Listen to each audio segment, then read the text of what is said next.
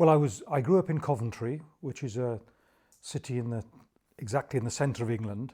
And although it has a history that goes back to the Middle Ages, it was actually in the 20th century became one of Britain's leading industrial cities. I mean, almost all the cars that were built in Britain were built in Coventry, and also aircraft parts, armaments for the war, and so that's why it was picked out by Hitler as a specific target to be bombed, and it suffered severe damage in 1940, including the house where my parents lived, which was completely smashed by one of the Nazi bombs.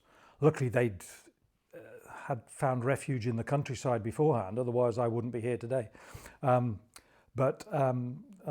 called that the Blitz, using the German term for it.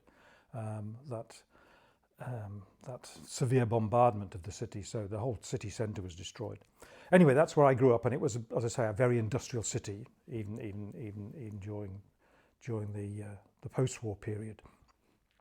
And both my parents were communists. They'd both been blacklisted. My father worked in a factory, and my mother was blacklisted as a nurse, but then became a teacher. And I grew up on a council estate in Coventry. So a normal, in a sense, working class background, although my parents were politically, as I say, very much of the left. So that was my background there. Well, Coventry was a bit of a provincial backwater, but it did have one little cinema called the Continental. And there they showed all the classic films from countries outside Britain that weren't cowboy films from Hollywood or musicals. So I was able to see there all the Italian neo-realist films, French films from Jean Renoir, Jean Vigo, then Russian films like The Cranes Are Flying, The 41st, Czech films.